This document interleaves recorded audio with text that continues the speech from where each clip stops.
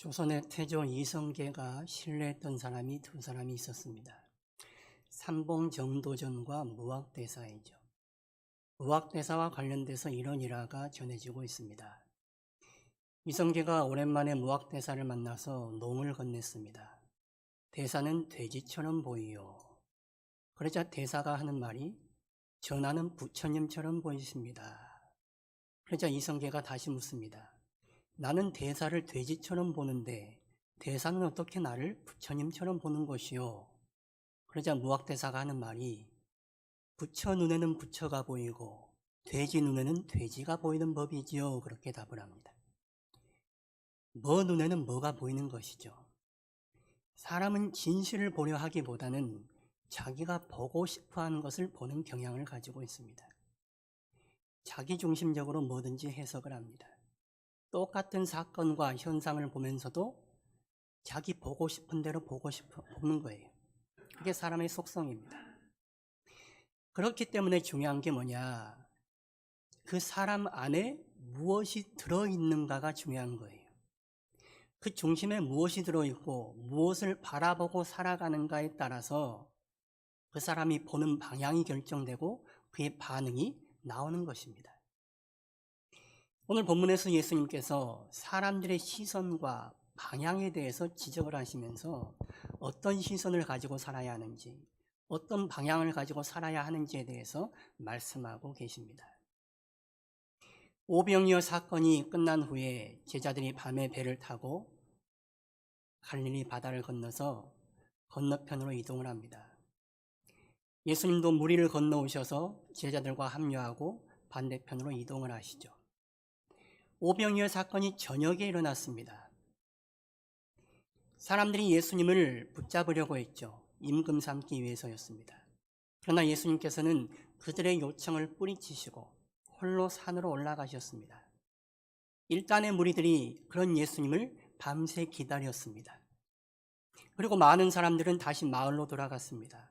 마을로 돌아간 사람들이 그 오병이어의 소식을 전했을 것입니다. 예수님이 하신 놀라운 일을 전했을 거예요. 그 소식을 들은 또 일단의 무리가 예수님께 관심을 가지고 오병이어의 현장으로 찾아왔습니다.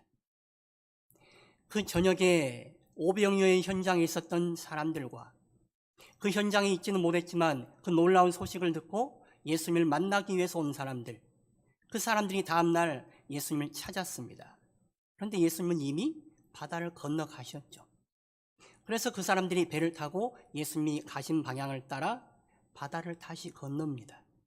그리고 가버나움에 가서 예수님을 만나게 됩니다. 예수님을 만난 그 사람들이 25절에서 이렇게 말합니다. 랍비여, 언제 여기 오셨나이까? 이 사람들이 예수님을 가리켜서 랍비여라고 말하고 있습니다.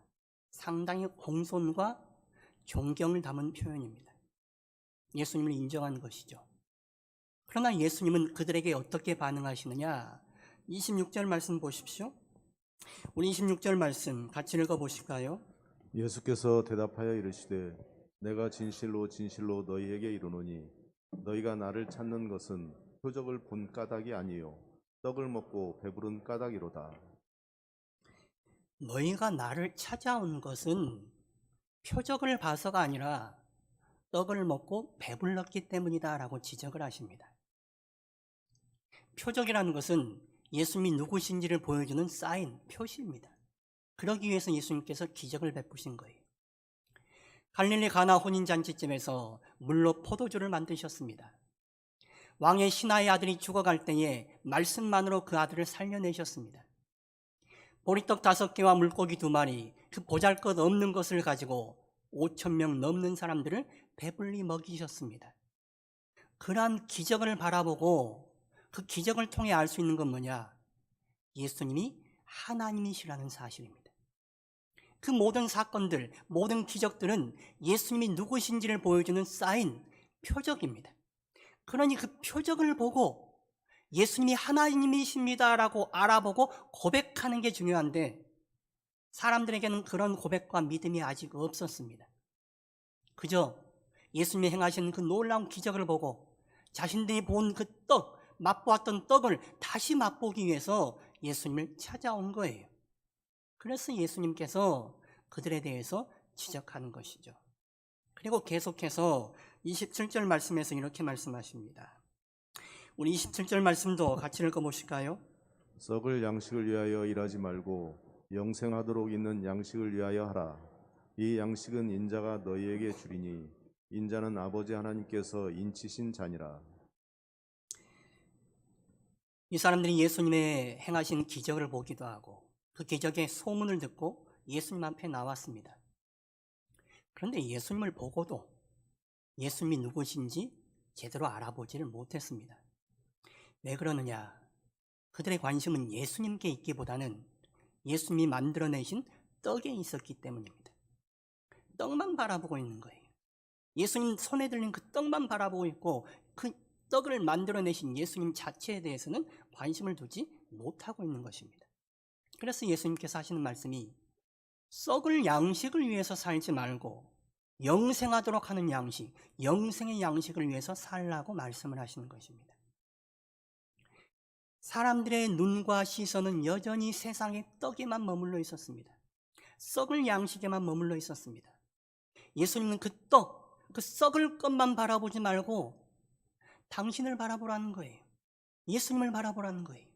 너희를 영생하도록 하는 양식, 너희를 영생의 길로 인도하시는 예수님 자신을 바라보라고 말씀하고 계시는 것입니다.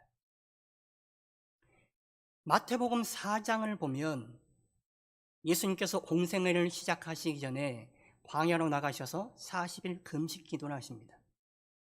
그 금식 기도를 마치셨을 때에 마귀가 예수님께 나와 시험을 겁니다. 첫 번째 시험이 돌로 떡을 만들어 먹으라는 시험이었죠. 40일 금식 기도한 사람에게 가장 필요한 것은 먹을거리입니다. 굶주림을 해결할 일입니다. 그러나 예수님은 그 시험을 신명기 8장 3절 말씀을 인용하시면서 물리치십니다. 사람이 떡으로만 살 것이 아니요 하나님의 입에서 나오는 모든 말씀으로 살 것이니라. 세상의 썩을 떡으로만 사는 것이 아니라 하나님이 주시는 영생하는 양식, 하늘의 양식으로 살 것이다 라고 천명하신 것입니다. 떡을 만들어 보아라 라고 말했던 마귀의 시험에 넘어가지 않으시고 하늘의 양식에 대해서 말씀하신 거예요. 예수님이 40일 동안 금식하고 기도하면서 구하신 것이 무엇이었을까요? 세상의 양식을 구하신 것이 아닙니다. 세상의 것을 구하신 것이 아닙니다. 하나님의 것을 구하셨습니다. 하나님의 뜻을 구하고 하나님의 그 뜻에 자신을 순종시킬 수 있기를 구하셨습니다. 여러분들은 무엇을 구하며 사십니까? 우리가 구하는 게 대체로 세상의 썩을 양식 아닙니까? 썩을 양식만을 위해 구합니다. 우리의 생각과 우리의 계획과 우리의 방식만을 고집하며 구합니다. 우리의 기도가 그렇습니다. 우리 교회 예전에 어떤 한 분이 40일 금식 기도를 하셨다 그래요. 오래되신 교인들은 다 알 겁니다. 그런데 40일 금식 기도 후에 그분이 한 일이 어떤 일이었습니까? 교회에 크나큰 해악을 끼치는 일이었습니다. 절대 해서는 안 될 일을 했습니다. 40일 동안이나 금식하며 기도했는데 하나님이 기뻐할 일을 한 것이 아니라 하나님 보시기에 악한 일을 저질렀습니다. 왜 그렇습니까? 썩을 양식만을 구해서 그렇습니다. 자신의 뜻을 고집하고 자신의 계획을 고집하고 세속적인 방식만 붙들고 이것을 이루어달라고 기도하니 40일이나 금식한 기도의 결과가 하나님 앞에 악한 일을 저지른 것입니다. 기도를 잘못한 것이죠. 썩을 양식만 구하는 기도를 한 것입니다. 예수님은 40일 금식 기도한 후에 성령으로 충만해지셨습니다. 자신의 뜻과 자기의 계획과 자기의 의지, 자기의 힘을 과시하는 방향으로 간 것이 아니라 하나님의 뜻에 철저히 순종하는 방향으로, 하나님을 철저히 의지하는 방향으로 가셨습니다. 40일 금식 기도하며 구한 것이 바로 그것이었습니다. 그러니 마귀의 시험을 물리치신 거예요. 썩을 양식을 추구하지 않고 영생의 양식으로 살아가신 것입니다. 예수님을 따르는 우리 역시도 썩을 양식을 구하며 살아갈 것이 아니라 영생하도록 하는 양식, 하나님의 양식을 추구하며 살아가야 할 것입니다. 예수님의 이 말씀을 들은 사람들이 예수님께 다시 질문을 합니다. 28절 말씀 보십시오. 우리가 어떻게 하여야 하나님의 일을 하오리까? 예수님께서 썩을 양식을 위해 일하지 말고 영생하도록 하는 양식, 영생의 양식을 위하여 일하라. 그 영생의 양식은 하나님의 일인데 그 하나님의 일을 위해서 그렇다면 우리가 어떻게 해야 됩니까? 라고 질문한 것입니다. 거기에 대해 예수님께서 29절에서 이렇게 답하세요. 우리 29절 말씀 같이 읽어보실까요? 예수께서 대답하여 이르시되 하나님께서 보내신 이를 믿는 것이 하나님의 일이니라 하시니. 자, 어떻게 하는 것이 하나님의 일입니까? 어떻게 하는 것이 썩을 양식을 위해 일하지 않고 영생의 양식을 위해서 일하는 것입니까? 라고 물었을 때에 예수님께서 답하신 대답이 뭐냐? 예수님을 믿는 것이 하나님의 일이다 라고 대답하신 것입니다. 썩을 양식이 아니라 영생의 양식을 위해서 일하는 것은 바로 예수님을 믿는 거라는 거예요. 하나님의 일을 하는 것은 예수님을 믿는 거라는 겁니다. 자, 그럼 생각해 보시죠. 여러분들 예수 믿으십니까? 대답 못 하시겠습니까? 예수 믿으세요? 그런데 생각해 보세요. 여러분들은 썩을 양식을 위해 사십니까? 아니면 영생의 양식을 위해 사십니까? 여러분은 세상의 것이 우선이십니까? 아니면 하나님의 것이 우선이십니까? 오늘 예수님께서는 하나님의 일을 하는 것은 예수 믿는 거라고 하셨는데 예수님을 믿는다는 것은 하나님의 일을 하는 것이고 썩을 양식을 위해 사는 것이 아니라 영생의 양식을 위해 사는 것이라고 하셨는데 예수 믿는다고 하는 우리는 썩을 양식을 위해 사는 사람들입니까? 아니면 영생의 양식을 위해 사는 사람들입니까? 어떻습니까? 여기에 우리가 분명하게 대답하지 못한다면 우리의 믿음이라는 것에 대해서 한번 생각해 볼 필요가 있는 거죠. 내 믿음이 과연 바른 믿음인가? 예수님께서 분명히 말씀하시잖아요. 하나님께서 보내신 이를 믿는 것이 하나님의 일이니라. 하나님께서 보내신 이 예수님을 믿는 것이 하나님의 일이니라. 그 하나님의 일이 영생의 양식을 위한 일이고 썩을 양식을 위한 일이 아니라는데 우리는 어째서 하나님의 일이 아니라 영생의 양식이 아니라 썩을 양식을 위해서 일하는 것입니까? 우리의 믿음에 뭐가 문제가 있는 것입니까? 믿음을 헬라어로 피스티스라고 합니다. 이 피스티스란 단어는 믿음에만 쓰이는 단어가 아니라 충성이란 단어에도 쓰이는 단어입니다. 헬라어로 충성도 믿음이라고, 피스티스란 단어를 써요. 충성이라는 것은 한 대상에게 바치는 것입니다. 이 사람에게도 충성하고 저 사람에게도 충성하는 거 아닙니다. 한 사람에게만 충성하는 것입니다. 우리가 누구에게 충성합니까? 우리 주 예수님께 충성하는 거예요. 우리가 누구를 믿습니까? 오직 한 분이신 우리 주 예수 그리스도를 믿는 것입니다. 충성도 한 분께 드리는 것이고 믿음도 한 분께 드리는 것입니다. 우리가 영화나 드라마를 보면 이중 첩자들이 나오죠. 이중 스파이가 있습니다. 여기에도 붙었다, 저기에도 붙었다. 여기를 위해서도 이랬다, 저기를 위해서도 이랬다 그럽니다. 그 이중 간첩은 충성하는 사람이 아닙니다. 한 사람에게만 마음을 주는 것, 그게 충성하는 거예요. 예수님을 믿는 것, 그것은 바로 예수님께 충성하는 것입니다. 예수님을 충성한다는 것은 예수님께만 마음을 두고 예수님만 따른다는 거예요. 우리가 마음이 세상 것에 끌리기도 합니다. 우리 눈이 다른 것으로 돌아갈 때도 있습니다. 그러나 우리의 마음과 눈을 다시 우리의 주님이신 예수님께 붙들어 매는 것입니다. 그게 예수님께 충성하는 거예요. 내 마음과 눈을 다시금 예수님을 향하게 하는 것, 그래서 한 분이신 예수님께만 충성하는 것, 그게 우리의 믿음이에요. 군인들이 상관을 보면 충성이라고 경례를 붙입니다. 그때 충성이라는 것은 국가를 위해 충성하겠다는 다짐이기도 하지만 그 상관의 명령이라면 무엇이든지 순종하고 복종하겠다는 다짐이기도 합니다.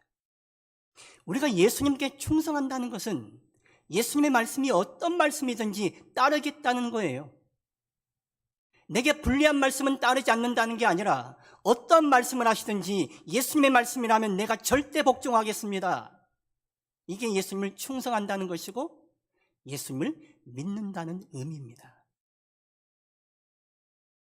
예수님을 믿는다는 것은 예수님이 우리를 위해 십자가에서 돌아가셨다는 것을 믿는 것입니다.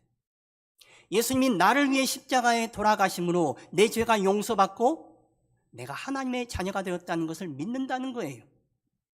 우리가 이거는 잘 믿어요. 왜요? 나한테 유리한 일이니까요. 예수님이 내 죄 사해 주셨다는데, 그래서 내가 하나님 자녀 되었다는데 나한테 불리할 게 뭐 있어요? 이보다 좋은 일이 어디 있어요? 그런데 믿음이라는 것은 여기에 더해서 하나를 더 믿는 것입니다. 예수님께서 나를 위해 십자가에서 돌아가셨으니 이제는 예수님이 나의 주님이시라는 것을 믿는 것입니다. 예수님만이 나의 주님이시니 내가 내 삶의 주인 되어 살지 않고 오직 예수님이 내 삶의 주인이라는 것을 믿는 것, 이게 예수 믿는 거예요. 예수 믿습니다라고 고백할 때는 내가 내 삶의 주인이 아니라 이제는 예수님이 내 삶의 주인이시니 나는 예수님께 충성하겠습니다. 예수님께 충성, 예수님께만 믿음, 이것이 예수님을 믿는 것입니다. 이렇게 진정 예수님을 믿는 사람은 썩을 양식을 위해 살 수가 없는 것이죠. 예수님이 주시는 영생의 양식, 하나님의 일을 위해 살아갈 수밖에 없는 것입니다. 이렇게 질문하실 수 있을 것입니다. 우리가 세상을 살아가는데 어떻게 썩을 양식이지만 세상의 양식을 위해서 일하지 않고 살아갈 수 있을까? 먹지 않으면 우리가 살 수 없는데 어떻게 일하지 않고 돈 벌지 않고 먹을 양식을 위해서 살지 않을 수 있습니까? 질문할 수 있을 것입니다. 맞습니다. 예수님도 이 땅에 계시면서 세상의 떡을 드셨습니다. 그런데 예수님은 세상의 떡을 추구하는 삶이 아니라 영생의 양식을 추구하는 삶을 사셨습니다. 영생의 양식을 드시며 그 영생의 양식인 하나님의 일을 하시는 삶을 살아가셨습니다. 썩을 양식을 위해 일하지 말고 영생의 양식을 위해 일하라라는 말씀은 여러분들 세상에 있는 일을 다 하지 말고 여러분의 직업 다 내팽개치고 교회에 와서만 살아라 하는 말씀이 아닙니다. 마태복음 6장 33절에서 예수님께서 이렇게 말씀하시죠. 너희는 먼저 그의 나라와 그의 의를 구하라. 그리하면 이 모든 것을 너희에게 더하시리라. 같은 맥락의 말씀입니다. 먼저 그의 나라와 그의 의를 구하며 살라는 것은 세상에서 전혀 일하지 말고 그저 교회에만 나와서 일하라는 거 아니에요. 예수님이 세상에 일하는 방식, 원리를 모르겠습니까? 세상을 만드시고 세상의 원리를 정하신 그분께서 세상 돌아가는 것을 몰라서 그런 말씀하신 거 아니에요. 그 말씀이 의미하는 것은 우리의 중심에, 우리의 마음에, 우리의 우선순위에 하나님을 두고 살라는 거예요. 그러니 하나님을 우리 마음의 중심에 두고 사니 하나님의 말씀을 따라 하나님의 다스리심 아래에서 하나님과 함께 살아가는 하나님 나라를 살아가는 것입니다. 내가 주인 되어 살아가는 내 마음대로 하고 살아가는 삶이 아니라 우리의 주인이신 예수님을 따라 살아가는 삶, 예수님의 말씀을 의지하고 예수님의 말씀이 양식이 되어 예수님의 말씀에 순종하고 살아가는 삶, 그런 삶을 살아가라는 말씀이에요. 그것이 바로 먼저 그의 나라와 그의 의를 구하는 삶이고 썩을 양식이 아니라 영생을 위해 살아가는 삶의 모습입니다. 그 모습이 하나님의 일을 하는 모습이에요.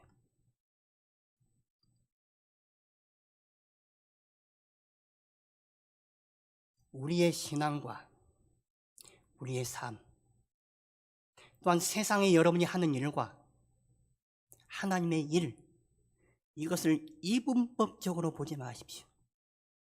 우리의 삶과 우리의 신앙이 떨어질 수 없습니다. 여러분이 세상에서 가지고 있는 직업, 여러분이 세상에서 하는 일과 하나님의 일이 분리되는 게 아닙니다. 우리가 소명이란 말을 하죠. 하나님께서 부르셔서 부여하신 일을 말하는 거예요. 이 소명이라는 것은 비단 성직에만 해당되는 것이 아닙니다. 모든 사람이 목사로 부른 게 아니에요. 여러분이 삶에서 각자 하나님이 주신 직업이 있고 하는 일이 있습니다. 그 일들이 하나님께서 여러분에게 주신 일이니 그 일에 최선을 다하고 성실하게 감당하시는 것입니다. 내 마음대로, 내 뜻대로, 그저 호구지책으로 어쩔 수 없이 하는 것이 아니라 하나님의 뜻을 따라 하나님이 기뻐하시는 방향으로 하나님이 원하는 삶의 자세를 가지고 살아가는 거예요. 그렇게 여러분의 하는 일이 하나님의 일이 되게 하십시오. 교회 나와서만 하는 것이 하나님의 일이 아니라 여러분의 삶에서 하나님의 뜻을 따라 하나님의 영광을 위해서 하나님과 함께하는 것, 그게 하나님의 일이 되는 거예요. 여러분을 위해서만 사는 것이 아니라 하나님을 바라보고 하나님을 중심에 두고 살아갈 때에 이 땅에서 여러분의 하는 일이 썩을 양식을 위한 일이 되는 것이 아니라 영생의 양식을 위한 일, 하나님을 위한 일이 되는 것입니다. 종교개혁 후에 프랑스에 위그노라는 무리들이 생겨났습니다. 위그노라는 것은 칼빈의 가르침을 따르는 프랑스 신교도들을 가르치는 말입니다. 프랑스가 국교, 카톨릭 국가였으니 신교도들이 핍박을 당했습니다. 그러나 신교도였던 이 위그노들은 가는 곳마다 사람들에게 인정을 받았습니다. 그 하는 일에서 인정을 받았어요. 신앙은 핍박을 당하고 같이 상종할 수 없는 사람들이었지만 그들의 하는 일이 최선을 다하고 성실하게 일을 했기 때문에 어디에서나 그들이 실력을 인정받은 거예요. 이들이 주로 상공업에 종사했습니다. 상공업에 종사한 이들이 가는 곳마다 그 곳의 도시들의 상공업을 발전시켰습니다. 프랑스의 핍박을 피해서 스위스로 이주한 시계 장인들이 스위스가 최고의 시계 기술을 가진 국가로 발돋움을 시켰습니다. 위그노들이 빵을 만들면 그 빵집이 동네에서 가장 맛있는 빵집이 되었습니다. 그래서 탄압받는 사람들이고 가까이 할 수 없는 사람들이지만 사람들이 위그노의 빵을 찾아서 그 빵집을 찾는 거예요. 그러니 어떻습니까? 장사가 잘 되니 돈이 쌓이는 거죠. 부자가 되는 것입니다. 위그노들은 돈을 바라보고 부자가 되기 위해서 산 것이 아닙니다. 하나님 말씀 따라 살다가 핍박당했지만 하나님 말씀 따라 자신들의 주어진 일에 최선을 다하고 성실하게 살아갔습니다. 자기들의 썩을 양식을 위해 살아간 것이 아니라 영생의 양식을 위해 살아갔습니다. 하나님의 일을 하며 살아갔습니다. 하나님의 영광을 높이며 살아갔습니다. 그러니 사람들에게 인정받고 그들의 부가 축적된 것입니다. 하나님을 위해 살아가는 사람들, 하나님의 뜻을 따라 살아가는 사람들, 썩을 양식이 아니라 하늘의 양식을 바라보며 영생의 양식을 따라 살아가는 사람들, 그 사람들이 하나님의 영광을 높이는 것이고 그들의 세상의 일 자체가 하나님의 일이 되게 만드는 것입니다. 성도 여러분, 여러분이 하시는 일 자체가 하나님의 일이 되게 하십시오. 여러분의 썩을 양식을 위해 일하는 것이 아니라 하나님의 영광을 높이고 하나님의 일을 위하여 하는 하나님이 기뻐하시는 일이 되게 하시길 바랍니다. 오늘 본문에서 예수님을 찾은 사람들은 참 열심히 있는 사람들이었습니다. 예수님을 밤새 기다렸습니다. 예수님을 만나기 위해서 바다를 몇 번을 건넜습니다. 그러나 그들이 예수님을 찾은 것은 세속적인 관심에 있었습니다. 예수님께 있기보다는 예수님에게서 나오는 세속적인 물질적인 것을 바라보고 예수님을 따랐습니다. 여러분은 예수님을 왜 따르십니까? 왜 예수님을 찾으시고 예수님을 믿으십니까? 세속적인 데 관심을 가지고 예수님을 따른다면 예수님께 실망할 일이 많을 것입니다. 예수님을 믿는다고 모든 것이 다 잘 되지는 않습니다.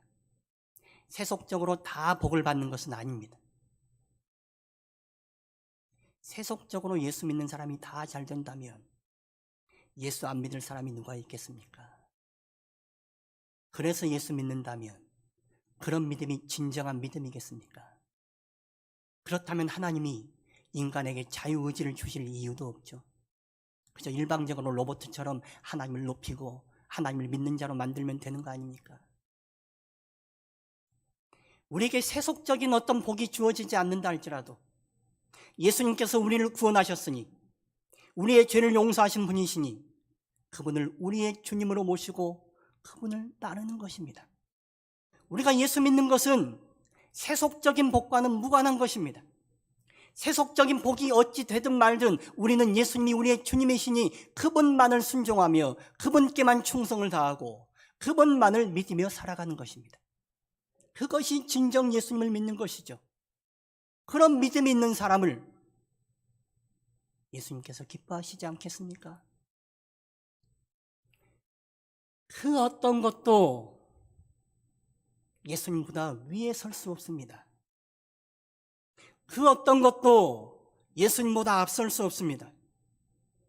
예수님을 향한 우리의 믿음과 신앙이 우리 삶보다 위에 있어야지, 예수님을 향한 우리의 신앙과 믿음이 우리 삶보다 아래에 있다면, 우리의 삶과 등가로 놓여져 있다면 우리는 썩을 양식을 위해 살아갈 수밖에 없는 삶이 되고 맙니다. 예수님을 우선순위에 놓고 예수님을 우리의 중심과 우리 삶의 위에 놓을 때에 우리는 썩을 양식을 위해 살아가는 것이 아니라 영생의 양식, 하나님의 일을 하며 살아갈 수가 있을 것입니다. 이것을 분명히 하지 못하면 예수님을 향한 충성이 사라지는 것이죠. 들쑥날쑥한 신앙이 될 수밖에 없습니다. 내게 유리하면 예수님을 좇는 듯 하다가 내게 불리한 일이 있으면 예수님을 뒷전으로 밀어내는 것입니다. 예수님을 향한 믿음이 제대로 붙잡혀 있지 않으면, 제대로 서 있지 않으면 예수님은 뒷전으로, 뒷방 늙은이로 앉을 수밖에 없습니다. 예수님보다는, 예배보다는 자기 사업이 우선이 되고 자기 안위가 우선이 되는 거예요. 예수님이 자기 삶의 우선순위에서 밀릴 수밖에 없는 것이죠. 저희 아버지께서 여수에서 목회를 하시는데 아버지가 아시는 장로님 중에 가두리 양식을 하는 분이 계십니다.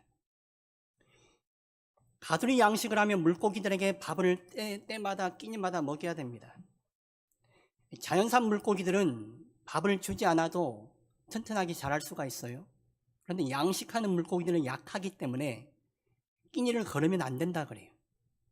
그런데 이 장로님이 주일날은 교회 와서 예배하고 교회에 섬길 일이 많은데 물고기들에게 밥 줄 시간이 없는 거예요.